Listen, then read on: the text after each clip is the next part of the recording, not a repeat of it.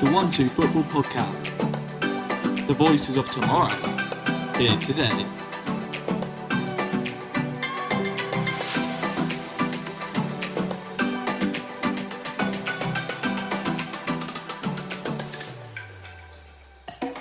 Hey guys, welcome back to the O2F Football Podcast. I'm Nathan. I'm joined today by Ollie and Kieran. Right, hello. Today we'll be discussing the biggest talking points in the Premier League right now. Let's get into it. So first up, we're going to talk about a man in the headlines for multiple reasons at the minute. First of all, because of his superb entrance into the game against Southampton on the weekend, and now because of his racist post on social media. We're going to talk about the positive side of it. Let's talk about Cavani and his actual goals, and Man United's striking situation as a whole, to be honest. So, Kieran, first of all, Cavani's performance on the weekend. I know you watched the game. What do you have to say about it? Inch perfect, wasn't it? Really, you can't really fault anything that he did. He was a part of all three goals. For the assist for the first goal, it was the first time that someone in a United shirt in the game showed any sign of composure and actually tried to pick out a pass in the final third. Found Fernandes in loads of space, and he was always going to score. And from then on, the two headers he did score, they look easy because they're between 5 and 10 yards out. But for someone who's played up front at not a very high level, I can assure you that those goals were not easy. It's all about the movement in both of them. With the first goal, he's aware of Vestergaard still on the line, so he knows he's still onside, and he just sort of edges forward, just sort of head on with Alex McCarthy, and it gives him the best opportunity to score if either the keeper parries the ball or, like what happened, the volley from whoever it was, I can't remember, ended right in his path and he was able to head it in. And then the second goal, it's typical Rashford as well. He's much better on that left hand side, I think, and that showed from his end product there for the final goal. Keeps his composure, puts a great ball into the near post. Cavani uses his decade of experience to run in front of the defender and head home. So it's everything you expected from Cavani about 5 years ago, when he was sort of in his prime. But the fact that he's still doing it now, I guess, just kind of proves me a bit wrong about how I thought that it was a weird signing. But I don't mind being proven wrong, because I like seeing players who are getting on a bit still being able to perform at the highest level. It's a nice thing to see. So his performance, to answer your question, was brilliant. I can remember when he first signed, and I was one of the only ones on here saying that I think it was a great signing. It wasn't an ideal signing, but it was still a great signing because he brings that experience to the team. And Southampton displayed just completely, which is a full-round display that just properly shown and displayed what I was on about, in the fact that he brought to the pitch something that no other Man United striker has in the team currently, which is that experience and that maturity. All of our strikers are fairly young at the club, and Cavani just showed what age does and that wisdom does. I mean, he made the ball do the work. He moved when he needed to move. He lost defenders when he needed to, and he just made the game look simple. Everyone was ranting and raving about his movement at the end, and it's something Man United have not had probably since Ibrahimovic, in terms of that maturity of knowing where to be at the right time. And I think those two goals just, were just brilliant and superb. And I think we have a lot to look forward to as Man United fans. But at the same time, we could be running ahead of ourselves here. And for all we know, it could just be a one-off display and he might never do that again. So, Nathan, do you think that Man United fans are getting too ahead of themselves in terms of, thinking, oh my God, we've got our new goal scorer for the whole season? I think that's the nature of football, to be fair, like how it is nowadays. One player comes in, scores 3 goals, scores 2 goals, everyone goes crazy, the best player in the world. If he next 2 games doesn't score any goals, he's the worst player to ever play for Man United, and so on and so forth. But one thing about Cavani that's actually surprised me is how sharp he was. Because he's not played since France cancelled their season, I'm pretty sure, and only played 2 cup finals. And by then, I don't think Cavani was actually at PSG. And of course, the Champions League, where Cavani didn't play. It was Choupo-Moting, I believe, was the backup to, sort of that star-studded front three. And for someone that hasn't played football properly in 7 months, he's come in and looked pretty sharp. I mean, he come on in the Champions League and has looked good. The one thing that with someone that isn't so sharp is their movement slightly off. They're not making those runs. They're not getting in those right positions. That comes with a bit of match fitness. But to be fair, he's proven that sometimes you don't ever lose that, and he's not lost it.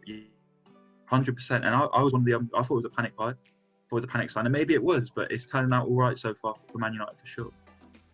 I think that, as you say, he's been really sharp. I think that, just embodies how much of a professional he is. Clearly, he obviously wasn't playing at PSG, but clearly he was putting the work in the gym and in other aspects of his career. He was clearly working at and making sure he's fit. So when he does make his return, he can be that instant impact that he has basically had at Manchester United. So what do you guys think that he brings to the team that other strikers don't at Man United? Because obviously, we've got Greenwood, we have Martial, we have Rashford, and there's a lot at the moment saying that, Cavani is 10 times the player that Martial is and could ever be. Martial was a flop, this and that. But do you think he is that much better than all the other strikers United currently have? Either one of you can answer this. I think the thing with Cavani is he's got that experience. He's been there and done it. Martial hasn't particularly done that. He's very inconsistent and has been his whole career. I mean, that's the whole thing that has brought Martial kind of down in a way. But I mean, that's all reactionary saying Cavani's 10 times up there. No, he's not. He's just got 10 times the experience of scoring at the top level that Martial doesn't have. And therefore, Cavani's going to be able to make an instant impact, whereas Martial might have to grow into his big games and try and maybe play his way into form sometimes, whereas Cavani's been doing this for 7-8 years. How many times has he been one of PSG's top scorers? How many times has he been Napoli's top scorers even? But before he went to PSG. So I think that's just an experience thing with Cavani and Martial for sure. I'll let Kieran make his point. I think having Cavani there does benefit Martial as well. It could be a case of he keeps him out of the team, but during those inconsistent purple patches that Martial seems to have in every season, it's nice to know that you do have someone maybe you can rely on. There's probably going to be a spell in this season where Martial will score 10 goals in 10 games. That's probably something that's going to happen, but right now he's yet to score a goal in the Premier League. So you want to have someone like your Cavani who keeps himself in good shape, keeps himself fit, and uses that experience that he's moulded over the past 10 years to come into the team, not look out of shape or out of place, and score goals, which is at the moment what the current strikers are struggling to do. So I think at the end of the day, it is a good thing to have, because realistically, you do have 4 players who can play up front. You've obviously got the front 3 who ended last season, Martial, Rashford and Greenwood, who are all very versatile and can play in multiple positions. And then you've got the backup of Cavani as well. And we saw at the weekend that it was Rashford and Greenwood who started up front. And there's parts of their game you can see that they're still sort of used to playing in those wide positions, coming inside slightly, because they just didn't look right for that position. And as soon as Cavani came on, it gave United a vocal point in attack. Someone who was able to run in behind, also have the ball to their feet, and score goals. So I think it's definitely a positive to have him. And I probably thought that to begin with. I just felt like it was massively underwhelming, just because he'd been released, he was a free agent, he was on a lot of money, and it wasn't exactly someone who United were in the market for. That was sort of the only negative I had over it. It was never a question of Cavani's ability, and his goal scoring record speaks for itself. So I just think now it's going to be about sort of tailoring Rashford, Greenwood and Martial in these bad spells, giving them the goals when they need that boost of confidence. And Cavani's probably gone through dozens of those moments himself where he's out of form and he's not scoring goals. So if anyone's going to teach those players how to bounce back from the form that they're struggling to find, it's Cavani. You kind of touched on it just then, so I'll ask both of you. We'll start with Nathan here. Short and sweet, who do you think should be Man United's starting front 3? Obviously, they've got the 4 main players. They've obviously got Daniel James and other players around them, but the main 4, who do you think should be the starting front 3? With Cavani and Martial, it's so difficult because Martial's got so much talent and so much potential, whereas Cavani's been there and done it. And so Cavani's career is going one way, and that's down. Obviously, not. He might be going on kind of a steady path at the minute, but it will be going down. He's only getting older, whereas Martial's career path should be going up. For me, Rashford has to start, of course. for me. I think Rashford, and then when you've got a talent like Greenwood, I feel like you've got to play him for me. I think you put Greenwood on that right, and then you put Cavani up front for now, so those two players can lean on his experience through games and go through him through games. And Martial's not scored in the Premier League yet, as you said. I mean, how many games we played? 10. So I mean, it is kind of not good enough. So I think Cavani for now should start, but I think towards the end of the season, maybe if Cavani starts to tail up a little bit, Martial straight back in. I think it's quite close between those two. You say that Martial hasn't scored that many goals this season, despite being 10 games in. But you have to remember he was red carded. He did miss a fair few of them. So yeah, he was winning. Kieran, what do you think? What should their starting front three be?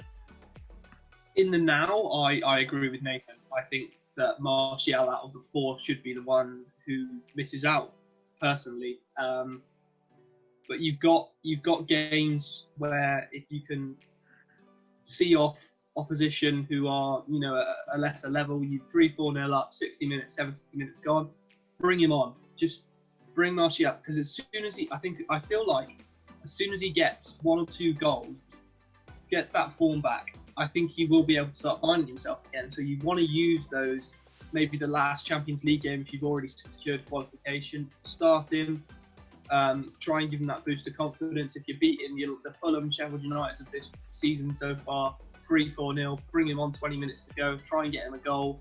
The third round of the FA Cup, I think United have Watford, I want to say.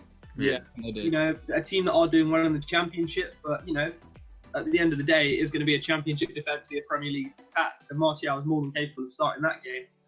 So for now, I think it's just about him building back his confidence. Because it's not like he's never going to score again, but he has very, very much struggled in the Premier League so far this season. So in the now, I think you've got to go with the guy who's in form, and that's Cavani.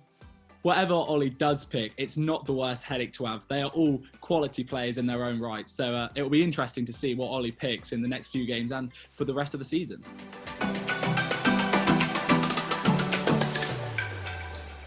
One of the teams that has gone quite under the radar so far this season, I think, is a team currently in 5th, is West Ham United. I mean, they had an awful start to the season. They lost to Newcastle. I think they lost to Arsenal. I'm not 100% sure. But 2 losses in a row. And with someone like David Moyes in charge, you're always on that kind of slippery slope. A few bad results and they want you gone. David Moyes hasn't got the best relationship with any set of fans really since Everton, maybe. He's not had the run of it. But right now, he's doing a fantastic job with West Ham. They've only lost to Liverpool since that game. They've thrashed Wolves, they've thrashed Leicester, and they've scraped through a few wins recently. But in my head, that isn't a bad thing. So what has changed for West Ham from going from just staying up last season to this team that's now seemingly in European contention as of now? I think a large part of it, and I'm not too familiar with West Ham's early formation, but what I'm aware of now is that they do play a back 5. And it is extremely effective. It's quite a defensive one at the same time, kind of similar to how England set up, in that you've got Rice and Soucek in those midfield positions who will just shield and cover the defence extremely well. And then you've got Kufal one side, Masuaku on the other, just bombing down the flanks. And then you've actually got a plethora of attacking talent with Jared Bowen, Championships top scorer for Hull. He was superb for them. Mikel Antonio, who's turned himself into one hell of a striker. Haller's finding the goals now as well. You've got Pablo Fornals, who was one of the most exciting under-21s at that European Championship tournament. You've got Saïd Benrahma as well, who at the moment is on the bench. So they've got a decent amount of depth going forward as well. And I think now they're finding their identity of how they want to play and how they want to set up, which is why they're scraping those wins. So it seems like David Moyes has finally found the team that he wants to use. And I'm pretty sure, I may be wrong with this stat, but the West Ham v Villa game was the game of the 2 teams in the Premier League who've made the least changes to their starting 11. So I think that says everything you need to know about how David Moyes has found those 11 players that he wants to keep.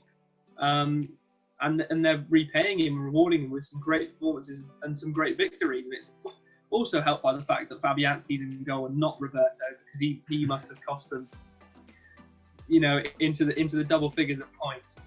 So having a player in each position who can do a job, but then also having players on the bench who can do that job if someone's suspended or injured. So I think it's a squad that's really going under the radar, and hopefully, very soon people start to give it, the credit it deserves. I think one thing that West Ham don't ever get a lot of credit for, and I think it's probably because of their ownership situation and just how much they don't like their owners, is their recruitment. I mean, their recruitment since January has been kind of excellent, with Jared Bowen, Thomas Souček arriving. And another thing is, I mean, West Ham spent big on Fornals, I'm pretty sure, and they spent big on Haller, and they did not hit the ground running at all. But West Ham cannot afford to make £40 million mistakes. West Ham cannot afford to make £50 million mistakes or £35 million mistakes. So one thing I really think David Moyes deserves credit for is sort of almost not resurrecting the careers of Haller and Fornals, but getting a tune out of them and making them valuable members of the team. I mean, we've just started to see it with Haller.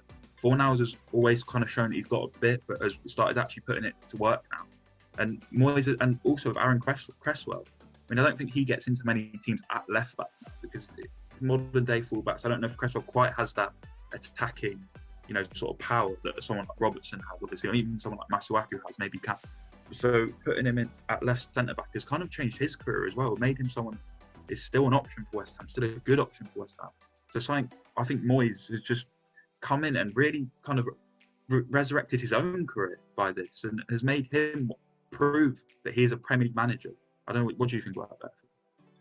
I mean, if you saw their fixture list when it first came out, you would have thought they would have had a really hard run-in. I mean, they had 5 games where they gradually got harder, with Wolves, Leicester, Spurs, Man City, and then finally Liverpool. And they only lost one of them games, and they won 2 and drew the other 2. If you look at it from last season, where they finished 16th and everyone was saying they could get relegated. And I mean, you said about their recruitment, but I don't think they made many, can't think of any transfers in this summer. Did they make? They brought in Kufal, the right back. Kufal as well. So they didn't bring in many new signings. So compared to where they were like last season, where they very nearly got dragged into that sort of, relegation battle, I mean, Moyes has done a great job, an absolute superb job, to hold Man City 1-1, to hold Spurs to 3-3. That was a great comeback, wasn't it? I mean, I'm sure Kieran can talk a bit about that amazing game in a bit. No. And then to only just lose, to Liverpool 2-1. Their results have been superb this season. And, I think we're forgetting, not too long ago, they were around the top 10 sort of area. They weren't doing that badly. So I think Moyes is just bringing a team that for a while was quite mid-table, pushing lower or top half of the mid-table. So I think Moyes is just bringing West Ham back to where, I think they should be. And I think the fans will be really happy about that. Yeah, 100%. It's difficult on West Ham. It's kind of very similar to the Newcastle situation. I think the teams believe they're kind of bigger than they actually are. The West Ham have a huge stadium in the Olympic Stadium, and also a rocky sort of relationship with the owners too. So it kind of leads to, what are we? What could we be if we had this perfect situation? But the truth is they don't. And Moyes is starting to actually get a tune out of West Ham that could see them in 6th or 7th. And I think any West Ham fan could take that.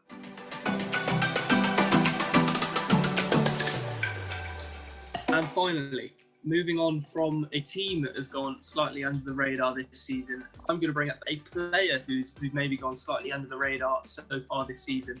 And it's against my own best wishes, as he is former Arsenal, but Theo Walcott, since his loan move from Everton to Southampton, has absolutely reinvigorated his career just in the span of 3 or 4 games.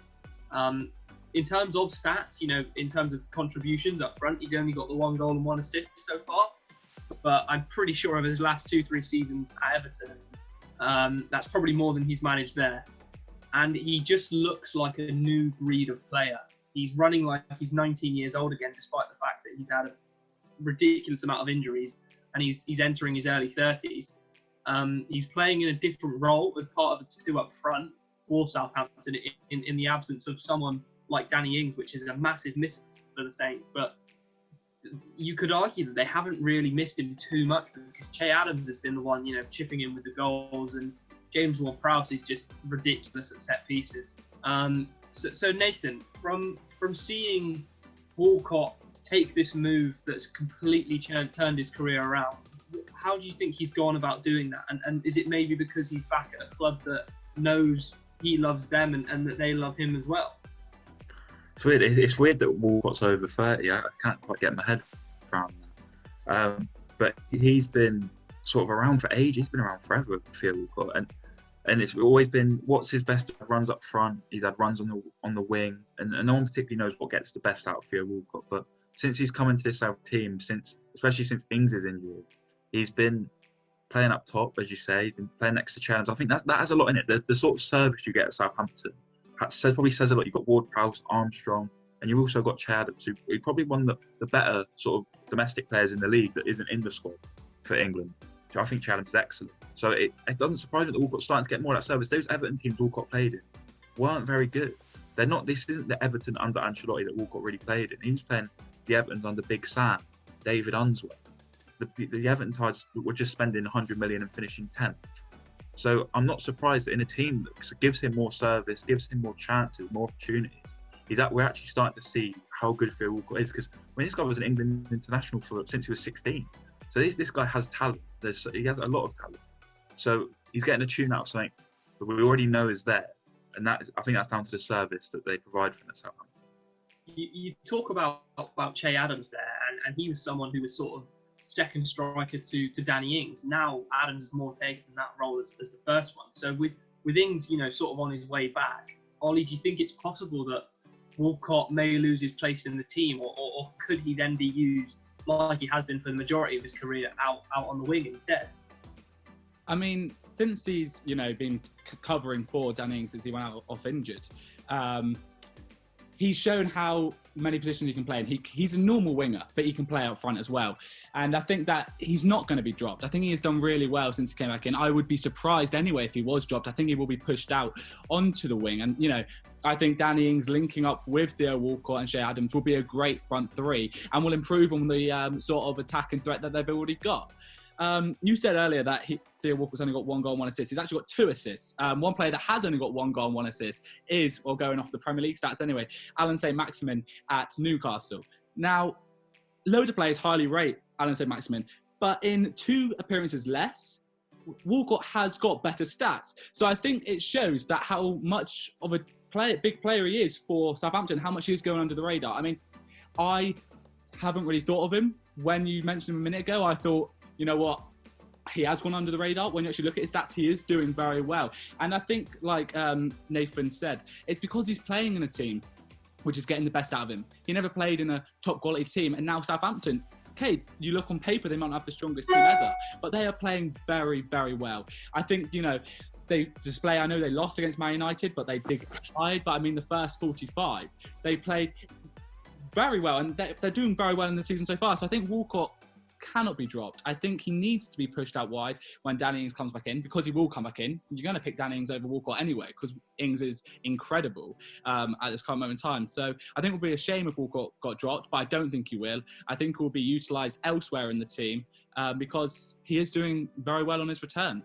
That's the most exciting thing about it, is feeling like even though a player who's come in the absence of a staff player has more than made up for his absence and has done so well and been so versatile in his career that you feel like he could then play elsewhere. And when you've got someone like that who's got that drive and determination to play and do well for a team, that as a manager in Ralph has to do. So I think that's all you can ask for. So it's going to be really exciting, I think, to see how Walcott does, if Ings does come straight back into that team, and if he is played out on the wing, and how he, sort of adapts his game to doing that, as he'll probably have to do a bit more defensive work than what he'll do if he's as a Spurs fan. In that, I'm not that bitter when it comes to former Arsenal players doing well, but Walcott's been so unlucky with injuries, so I think it's finally nice to see him actually getting some rub of the green. And that wraps up the 1-2 Football podcast. Thanks for listening. Before you go, make sure to check out our Facebook at 1-2 Football and our Twitter and Instagram at 1-2 Football UK. And now about take a look at 12football.com. some of the best articles from a growing list of contributors from around the world. We will be back next week.